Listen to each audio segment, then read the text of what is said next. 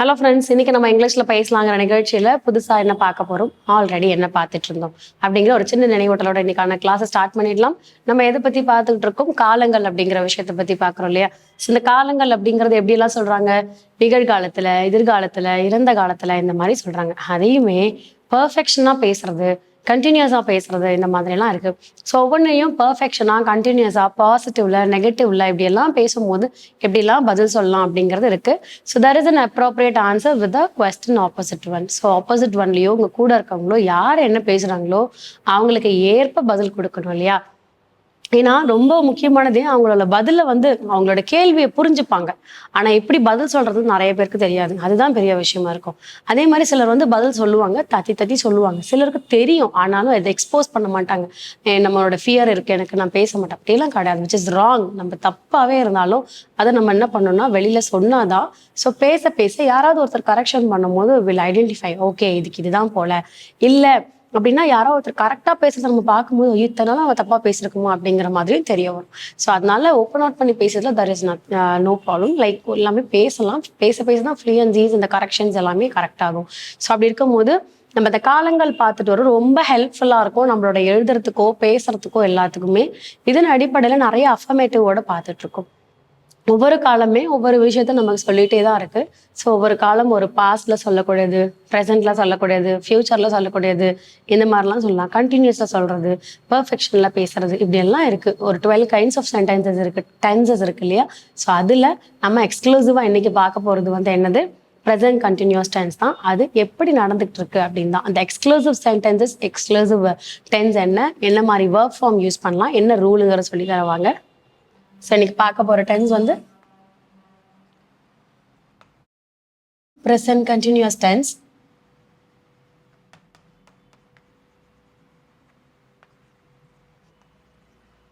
So இதுக்கான verb form V1, V2, V3, V1 plus ing. So V1 அப்படின்னு எடுக்கும் போது clean, சுத்தம். V2 and V3ல cleaned, ed சேர்த்து எழுதுறது தான். கிளீன்டுன்னு சொல்லுவாங்க, கிளீன்டுன்னு சொல்லக்கூடாது, கிளெண்டுன்னு சொல்லணும்.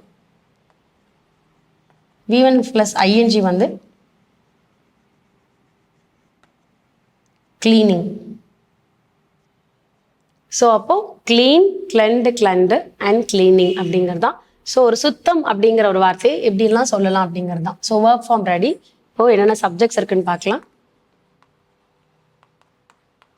IV,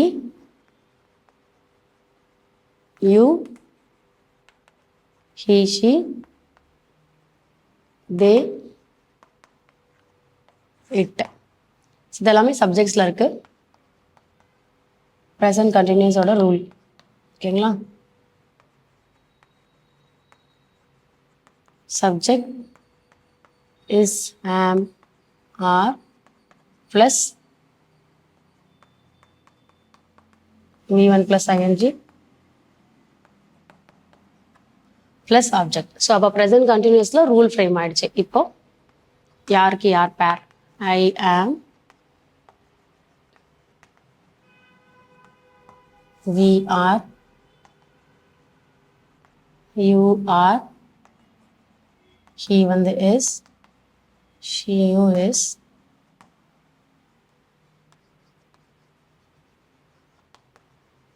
they are, it is. So யார் யாருக்கு யார் சூட் ஆவாங்கன்ற வேர்ப் பார்த்தாச்சு. இப்போ எக்ஸாம்பிள் பார்க்கலாம். ஸோ கிளீன், கிளெண்டு, கிளெண்டு, கிளீனிங் இல்லையா. அப்போ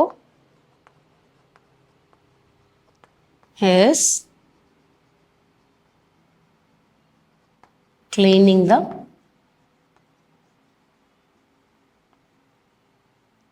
classroom. ஸோ அப்போ அவன் என்ன பண்ணுறான், கிளாஸ் ரூமை கிளீன் பண்ணுறான் இல்லையா. ஸோ அப்போ அவன்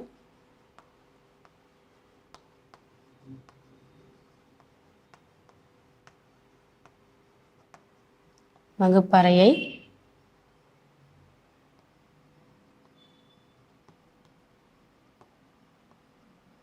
சுத்தம்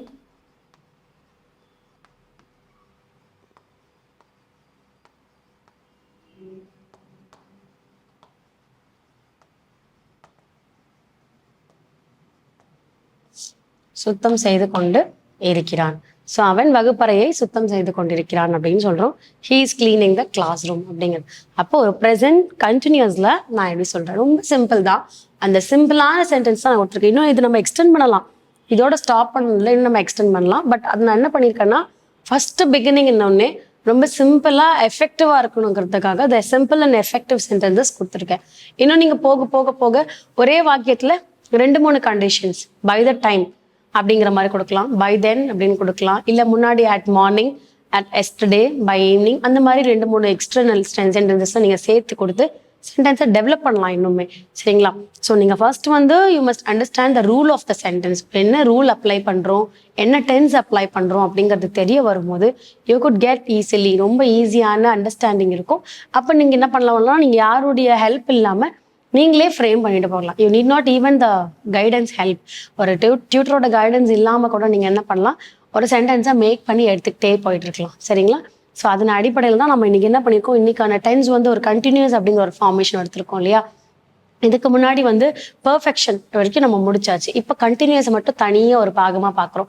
எதுக்காகனா அது வேற மாதிரி பெர்ஃபெக்ஷன்ஸ், இது கண்டினியூஸ்ல வராது.